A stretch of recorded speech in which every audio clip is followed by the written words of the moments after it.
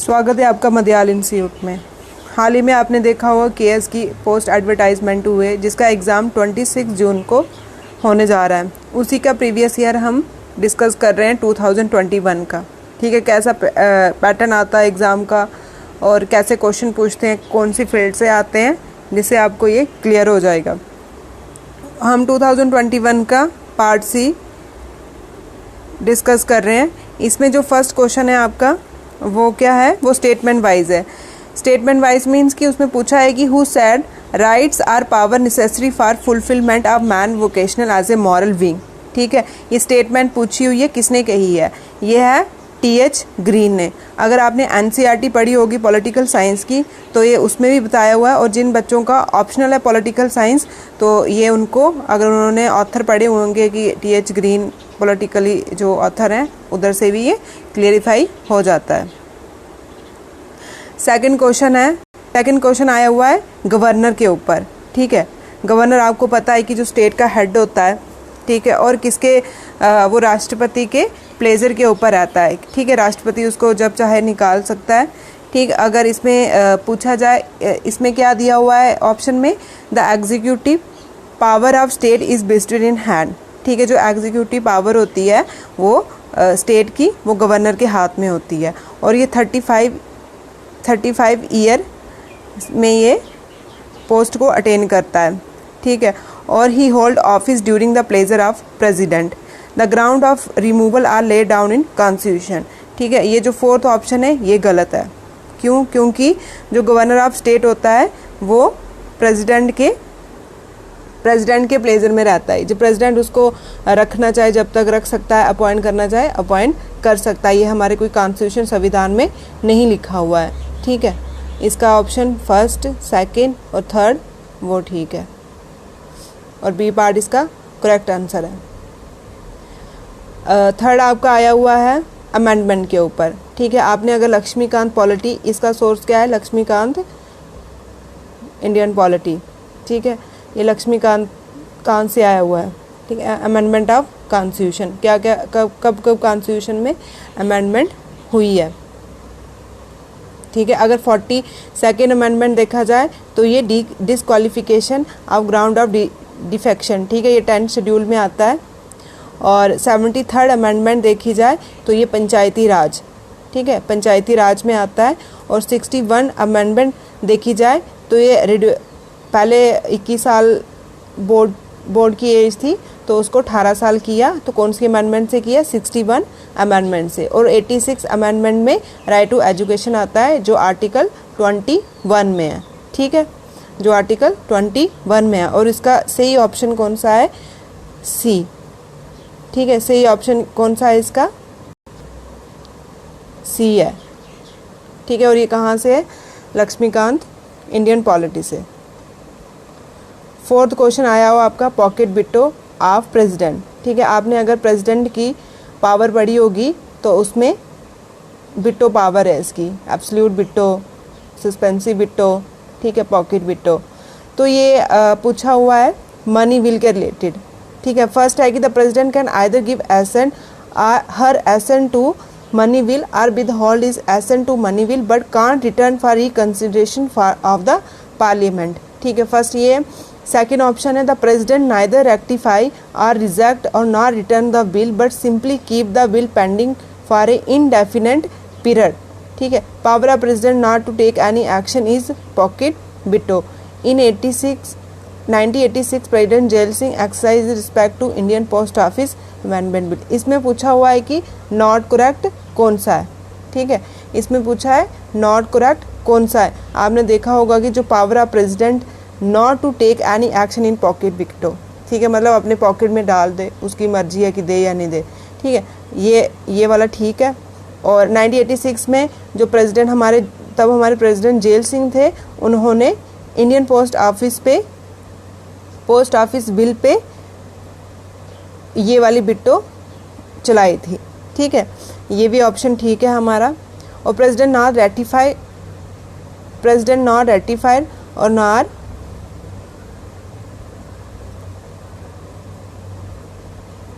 President not neither ratify मतलब sign, reject return the bill but simply keep the bill pending for indefinite period, मतलब वो अपनी pocket में डाल सकता है इनडेफिनेट पीरियड तक, 2 साल 3 साल 4 साल, ठीक है, जब तक उसका मन हो, ठीक है, उसी को हम पॉकेट बिट बोलते हैं, ये भी ठीक है।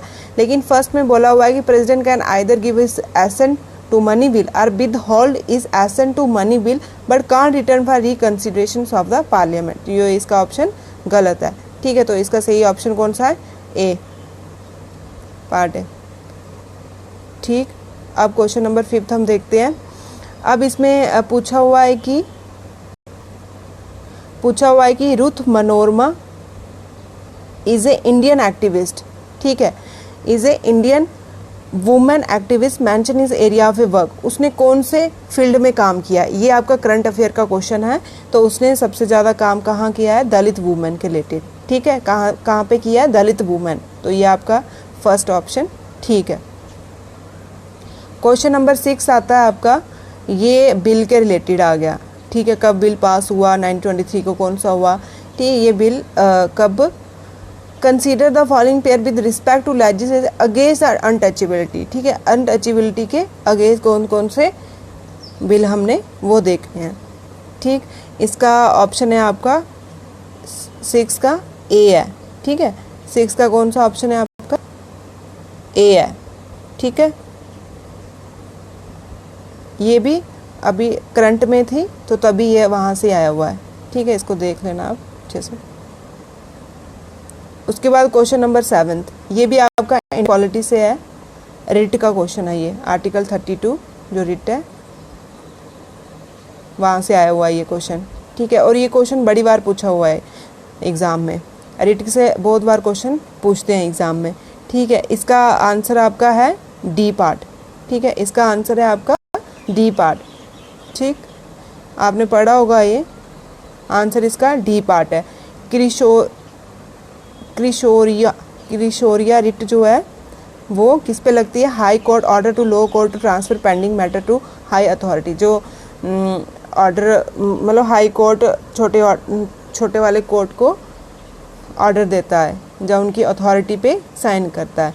और habeas corpus to have a body, आपने सुना होगा ये कि arrest person to present before district magistrate within 24 hour, जहाँ पे हम कहीं पे भी कोई किसी को पकड़ ले 24 आवर के अंदर तो उस पर हम हैबस कॉर्पस रिट इशू करते हैं। Prohibitions high court order to lower court transfer the case if the lower court seem to overriding jurisdiction power, ठीक है, अगर वो किसी जैसे लोअर कोर्ट किसी पे ज़्यादा जुडिक्शन पावर या ओवर राइड जुडिक्शन पावर कर रही हो, अपनी पावर का यूज़ कर रही हो, तो वो हाई कोर्ट ऑर्डर करता है कि इस केस को आप ट्रांसफ़र कर दो, तो वो किस पे आता है? प्रोहिबिशन पे आता है, ठीक है। मैंडेमस जो सिविल अथॉरिटी होती है, अगर वो अच्छे से काम नहीं कर रही हो तो उस पर हम कौन सी रिट इशू करते हैं? मैंडेमस इशू करते हैं, ठीक है। प्रोविशन होता है रोक लगाना, जैसे आपने देखा होगा कि अगर लोअर कोर्ट कोई अच्छे से काम नहीं कर रही हो तो हाई कोर्ट उस पर कौन सी रिट से? प्रोहिबिशन रिट से रोक लगा देती है, ठीक है। इसका ऑप्शन है डी पार्ट। अब उसके बाद है क्वेश्चन नंबर 7। क्वेश्चन नंबर 7 में ये पूछा हुआ है कि कौन सा प्रेसिडेंट था which Indian president won unopposed, ठीक है, उसके खिलाफ कोई भी नहीं था, उसके खिलाफ इलेक्शन मतलब उसके खिलाफ कोई भी नहीं था, कौन सा प्रेसिडेंट था वो, ठीक है, ये आपने भी पढ़ा होगा अगर आपको पता होगा, एन संजीवा रेड्डी, ठीक है, ऑप्शन नंबर बी। उसके बाद है question number 9, the parliament exercise control over administration through executive बिद, ठीक है, जो हमारी पार्लियामेंट है, ठीक है, जो हमारी पार्लियामेंट है वो एडमिनिस्ट्रेशन पे कैसे कंट्रोल करती है? थ्रू एग्जीक्यूटिव से वो हमारा एडमिनिस्ट्रेशन कैसे कंट्रोल करती है, तो इसका सारा है डी पार्ट आंसर है।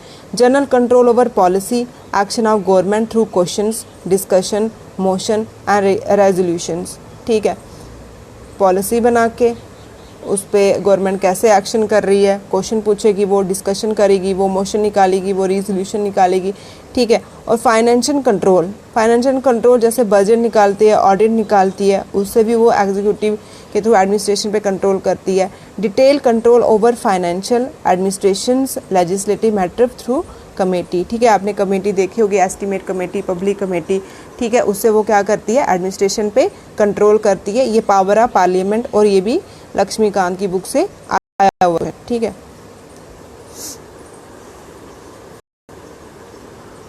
उसके बाद है आपका क्वेश्चन नंबर 10th, ठीक है। उसके बाद क्वेश्चन नंबर क्या है आपका 10th है, नरेश चंद्र कमेटी 2002 वाज अपॉइंटेड टू, ठीक है। नरेश चंद्र कमेटी 2002 किसने अपॉइंट की, मतलब क्यों अपॉइंट की थी, ये अपॉइंट की थी हमने एग्जामाइन गवर्नमेंट इशू, ठीक है, गवर्नमेंट इशू को, कोऑपरेटिव गवर्नमेंट इशू को, कोऑपरेटिव गवर्नेंस इशू को एग्जामाइन करने के लिए ये कमेटी बैठाती है। जैसे अभी हमारी ऑर्गेनाइजेशन एक्ट बना, उसके लिए भी कमेटी बैठी थी, वो किसने अपॉइंट की थी, क्यों अपॉइंट की थी, तो ऐसे क्वेश्चन ये पूछ सकते हैं। अब क्वेश्चन नंबर 11th है,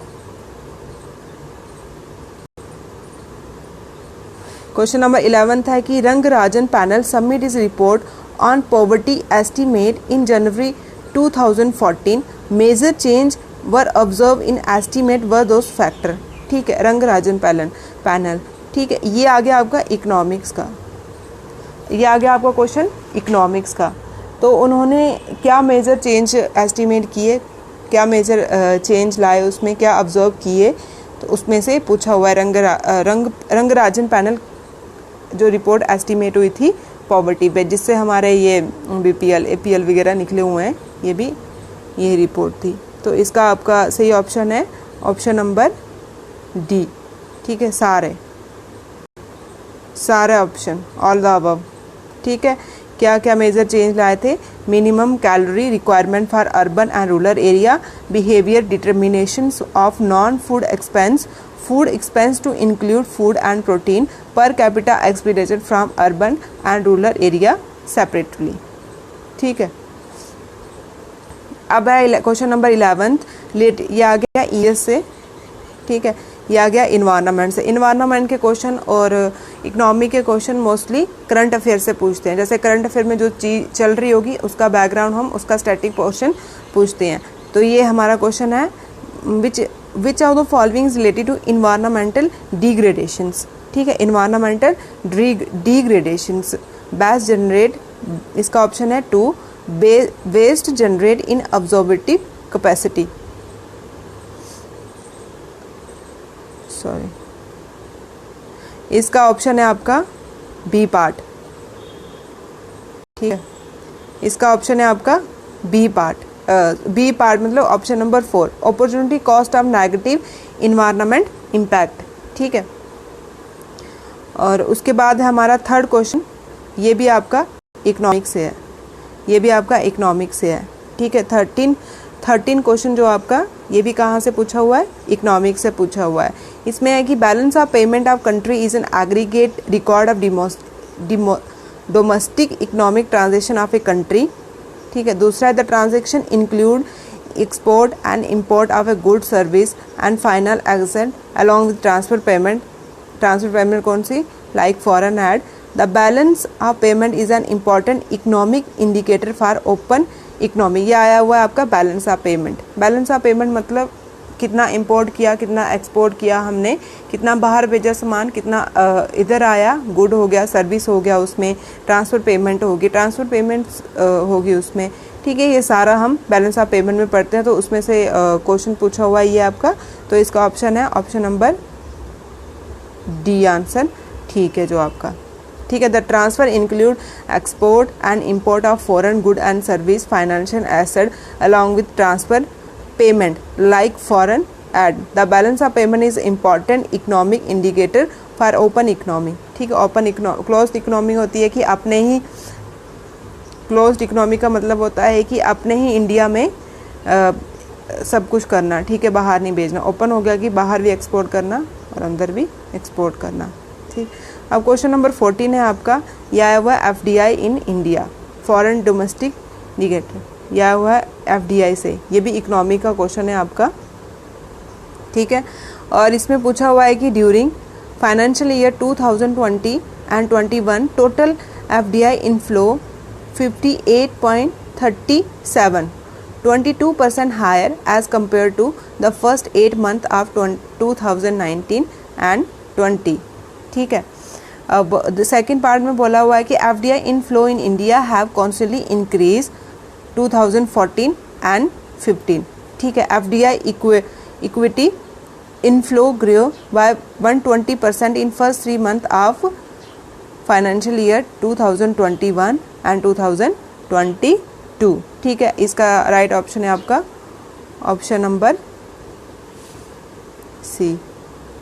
ठीक है। ऑप्शन नंबर सी इसका राइट है हमारा। सी में क्या है कि जो फाइनेंशियल ईयर 2020 और 21 था उसमें कितना FDI इनफ्लो हुआ है 58.37 हायर, मतलब 22% higher as compare to first 8 months 2019 and 20। और FDI inflow in India have a constantly increase 2014 and 15। ठीक है। फॉरेन डायरेक्ट इन्वेस्टमेंट, मतलब जो फॉरेन डायरेक्ट यहाँ पे इन्वेस्टमेंट करते हैं उसकी बात हो रही है ये। ठीक, ये भी करंट का क्वेश्चन है। ठीक है। तो तभी इसके लिए आपने न्यूज़ देखते रहना चाहिए। और उसके बाद क्वेश्चन नंबर जो 5th है वो स्टैंड अप स्कीम। ठीक है। ये स्कीम से आया हुआ है। ठीक है। ये कहाँ से आया हुआ है? Stand up scheme. ये स्कीम स्टैंड अप इंडिया, ये स्कीम से आया हुआ है। फर्स्ट ऑप्शन है facility bank loan to SC और ST बोरोअर। सेकेंड ऑप्शन है it facility a loan amount 10 lakh to 15 lakh. और थर्ड है कि the loan is provide for setting up a greenfield entrepreneurship. ठीक है। अगर देखा जाए तो ये वाला लोन जो होता है वो SC और ST को ही देते हैं। SC ST ही बोरो करता है इसको। सेकंड वाला गलत है। इन्होंने बोला हुआ है कि loan amount 10 lakh to 50 lakh. 50 lakh नहीं, 1 करोड़ तक लिमिट होती है इसकी। ठीक है। 1 करोड़ तक लिमिट होती है। और ये थर्ड ठीक है, इसमें बोला हुआ है कि ये ग्रीन फील्ड एंटरप्रेन्योरशिप को देना। तो ऑप्शन नंबर डी जो हमारा वो ठीक है। ठीक है। अब क्वेश्चन नंबर 16 है which of the following is not a step under आत्मनिर्भर भारत। ठीक है। अब क्वेश्चन है हमारा नॉट स्टेप, मतलब कौन सा नहीं है आत्मनिर्भर भारत। ठीक है। आत्मनिर्भर भारत कौन सा स्टेप नहीं है इसमें? पहला ऑप्शन है disallowing global tender of up to 200 crore. Second है increase in borrowing limits of private bank account from RBI। Elimination of regulatory asset. One nation one card for migrant worker. ठीक है। ये आपको पता ही होगा आत्मनिर्भर भारत के बारे में। तो इसका बी ऑप्शन जो है वो गलत है। वो बोल रहे हैं कि increase in boring limit of private bank account from RBI। ठीक है। तो ये वाला स्टेप जो है वो गलत है, नहीं है स्टेप इसमें, आत्मनिर्भर भारत नहीं है। तो क्वेश्चन नंबर 7 है, अगर आपने गिनी इंडेक्स, थैल इंडेक्स, पारम रेशियो पढ़ा होगा इकोनॉमिक्स में, तो ये इनकम इनक्वालिटी के लिए, इन इनकम इनइक्वालिटी के लिए हम इसको इन इंडेक्स को यूज़ करते हैं। ठीक है। और अब नेक्स्ट क्वेश्चन है आपका 18th है इको टैक्स। इको टैक्स के रिलेटेड हमने बताना है। इको टैक्स के रिलेटेड हमने बताना है कि tax imposed on private party to feel the social burden of their action. ठीक। सेकेंड है increase tax on petroleum. Third है are applied on business firm and commercial entity. Tax levy for creating positive externalities. ठीक है। इसका right option है आपका ए part, क्योंकि ये इको टैक्स के रिलेटेड है। ठीक है। प्राइवेट पार्टीज और जो सोशल बर्डन है उसको कम करने के लिए और पेट्रोलियम पे लगाने के लिए। ठीक। और अब आता है क्वेश्चन नंबर 19। क्वेश्चन नंबर 19 में not true essential commodity act 1955। अभी फार्मर की भी इतनी स्ट्राइक रही है 1-2 साल से, तो ये क्वेश्चन तो ऐसे भी न्यूज़ में चल रहा था, स्ट्राइक के रिलेटेड था, तो ये तो आना ही था। ठीक है। तो इसमें ऑप्शन दिया हुआ है कि सेंट्रल गवर्नमेंट कांट ऐड और remove commodity from the list mention in the act. Second है कि central government can provide regulatory or prohibiting the production, supply and distribution, therefore and trade and commerce therein. The central government can order the produce of essential commodity to be brought in the inspections. ठीक है, इसका सही option है C part. ठीक है, अब ये गलत है। ठीक है, इसमें ये रॉन्ग है, सी पार्ट 2 और 3। क्यों? क्योंकि central government provide regulating or prohibiting productions, supply and distributions and trade commerce. ठीक है, वो रेगुलेटिंग और प्रोहिबिट नहीं करती है प्रोडक्शन के लिए, प्रोडक्शन को रोकने के लिए वो सेंट्रल गवर्नमेंट कोई काम नहीं करती है। तो प्रोहिबिट ऑप्शन आ रहा है इसमें से, तो ये हमें सामने दिख रहा है, ये गलत ही होगा ऑप्शन। तो ये हम काट सकते हैं इसको ऐसे भी, प्रोहिबिशन को देख के। अब सेंट्रल गवर्नमेंट क्यों प्रोडक्शन को रोकेगी, है ना, प्रोडक्शन सप्लाई को रोकेगी, ये खुद भी सोच के पता चल जाएगा। तो central government can order the produce essential commodity to board in for inspections, ये भी गलत है। तो इसका सेकंड थर्ड पार्ट जो आपको ऑप्शन नंबर सी में आता है। अब क्वेश्चन नंबर 20 है आपका, the major except of major sustainable development view on based age. ठीक है, आपने पढ़ के सस्टेनेबल डेवलपमेंट 17 गोल है, तो उसके जो मेजर डेवलपमेंट व्यू मतलब कि क्या क्या व्यू है, लिबरल व्यू है, स्ट्रक्चर व्यू है, सिस्टमेटिक व्यू है, उसमें से ऑप्शन मैच करने हैं हमने। तो फर्स्ट है जो economical development conflict with environment protections. ठीक है, इन्वायरमेंट, इकोनॉमिकल डेवलपमेंट और इन्वायरमेंट प्रोटेक्शंस, ये आपका है स्ट्रक्चरल व्यू है ये। ठीक है, ये स्ट्रक्चरल व्यू है, इकोनॉमिकल डेवलपमेंट कन्फ्लिक्ट है जो इन्वायरमेंट प्रोटेक्शन के साथ। और जो economical growth catalyst environment growth है वो क्या है, इकोनॉमिकली ग्रोथ। ठीक है, ये इकोनॉमिक ग्रोथ आपको पता ही होगा, जो बिजनेसमैन होते हैं वो कौन होते हैं, आप इधर से भी इसको गैस कर सकते हो। तो ये आ गया आपका लिबरल व्यू। ठीक है, जो इकोनॉमिकल बिजनेसमैन होते हैं वो लिबरल होते हैं। ठीक है, और जो स्ट्रक्चरल और inequality between country contribute to environment degradations, ये किस में आ गया? अगर इसमें स्ट्रक्चर दिख रहा है तो आप इसको ऐसे भी लगा सकते थे देख के कि स्ट्रक्चर का स्ट्रक्चर आ जाता है। ठीक है, तो इसका ऑप्शन कौन सा करेक्ट है? ऑप्शन नंबर ए करेक्ट है। ठीक, अब उसके बाद है the 20 question number 21, 2030 agenda for sustainable development provide the global blueprint and stimulate action in the following area. ठीक है, ये अभी क्वेश्चन JKPSI के एग्जाम में भी आया हुआ था। तो उसका क्या एजेंडा है सस्टेनेबल डेवलपमेंट गोल का? आपको पता है कि ये 2030 तक हमने इसको कंप्लीट करना, जो 17 डेवलपमेंट गोल हैं सस्टेनेबल डेवलपमेंट के। तो इसका क्या एजेंडा है? ठीक है, तो इसका एजेंडा हमारा क्या है? B part. ठीक है, इसका राइट है B part, people, peace, prosperity, planet, partnership. ठीक, तो बी पार्ट इसका राइट आंसर है। अब क्वेश्चन नंबर 22, ये भी उसका स्कीम का क्वेश्चन है और ये करंट में था अभी। The venture capital assistant scheme aim providing assistant to agripreneur in the form. अगर आपको ऐसे नहीं पता चल रहा था, आप अगर इसको अच्छे से पढ़ते तो आपको फिर भी इसका आप सही आंसर दे सकते हो। ठीक है, अगर आपने देखा होगा कि अभी एग्रीकल्चर में लोग सब्सिडीज वगैरह दे रहे हैं, इंटरेस्ट फ्री लोन दे रहे हैं एग्रीकल्चर को प्रोवाइड करने के लिए। तो इसमें क्या था हमारा? Option number D, interest free loan दिया है। ठीक है, वेंचर कैपिटल असिस्टेंस का क्या मतलब? असिस्टेंस क्या होता है? किसी को एड प्रोवाइड करना, हेल्प प्रोवाइड करना। तो हम इंटरेस्ट फ्री लोन प्रोवाइड कर रहे थे एग्रीकल्चर फील्ड में। ठीक, अब क्वेश्चन नंबर 23 है, ये भी आपका कहाँ से है? EVS है, इन्वायरमेंट से। इकोलॉजिकल फुटप्रिंट इस मेथड ऑफ ए गैजरिंग द, गैजरिंग मतलब कि मेजर द, इकोलॉजिकल जो फुटप्रिंट होता है वो क्या मेजर करता है। ठीक है, तो वो human dependence on natural resource की, कितना ह्यूमन डिपेंड है नेचुरल रिसोर्स पे। ठीक, उसके बाद क्वेश्चन नंबर 24 है। 24 में क्या है?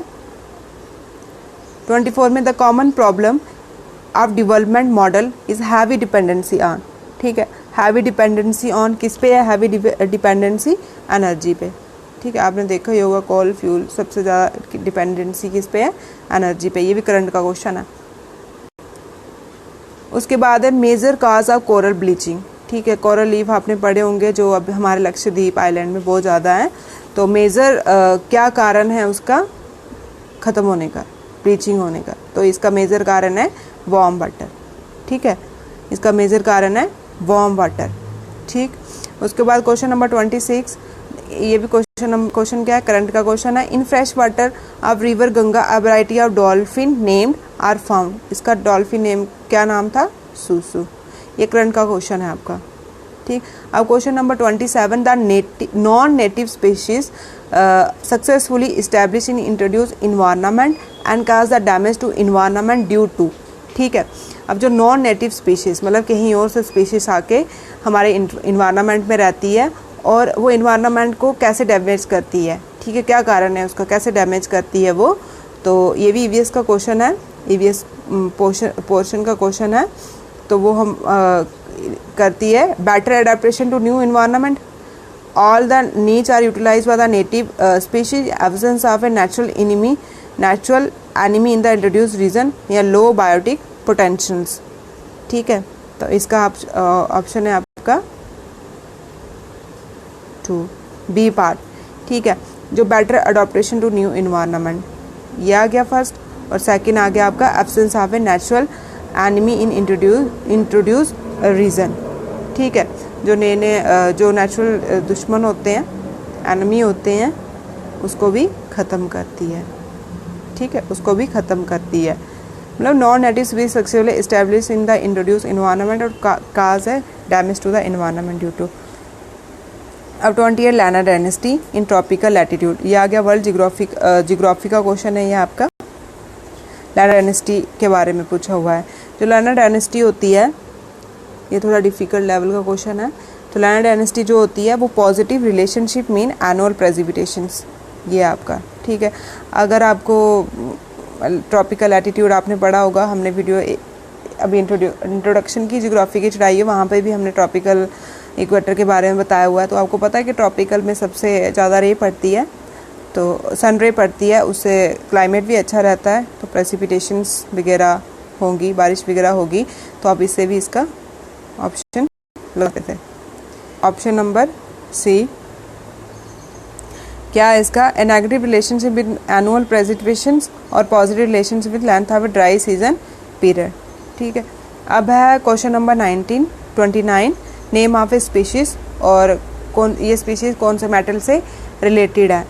Which above the pair match and hyperaccumulation potential of a specific metal, ठीक है। कौन से स्पीशीज कौन से मेटल से रिलेटेड है, तो वो हमने टिक लगाना था, ठीक लगाना था, ठीक है। इसका ऑप्शन है ए पार्ट, इसका ऑप्शन है ए पार्ट, ठीक। इसका ऑप्शन ए पार्ट है, ए पार्ट इसका ठीक है 1 और 2। थैलीपीसी कैरोलिसिस जिंक से रिलेटेड है, और साइकोट्रिया ड्योरिया निकल से रिलेटेड है, ठीक है। उसके बाद थर्ड है हमारा, ये हमारा साइंटिस्ट से रिलेटेड है, ये हमारा बायो का क्वेश्चन है। कौन से साइंटिस्ट ने कौन सा कंट्रीब्यूशन किया हुआ है, अगर आपने बायोलॉजी पढ़ी होगी तो आपको ये पता होगा, ठीक। तो ये स्टेटमेंट वाइज क्वेश्चन है, तो इसका राइट ऑप्शन है आपका सी पार्ट, ठीक है। अगर कोई एक भी आता होगा तो आप उससे भी एलिमिनेशन मेथड यूज़ करके ठीक कर सकते। चार्ल्स इल्टन जो थे बायोडाइवर्सिटी रेजिस्टेंट हाइपोथेसिस के थे, ड्राविन किसके थे, ग्लैपोसिस फिंचिस के, और क्विडेंस किसके थे, एंड डायमेंशन हाइपर वॉल्यूम और गैसेस कंपटीशन एक्सक्लूसिव प्रिंसिपल्स के, ठीक है। क्वेश्चन नंबर 13 था आपका। आज हम यहाँ तक ही रखते हैं, नेक्स्ट सीरीज़ में हम आगे पेपर कंप्लीट कर लेंगे। आई होप आपको अच्छा लग रहा होगा। अगर आप हमारे नेक्स्ट वीडियो भी देखना चाहते हो तो प्लीज़ लाइक एंड शेयर कर दो, आपको डेली अपडेट मिलता रहेगा इसके लिए।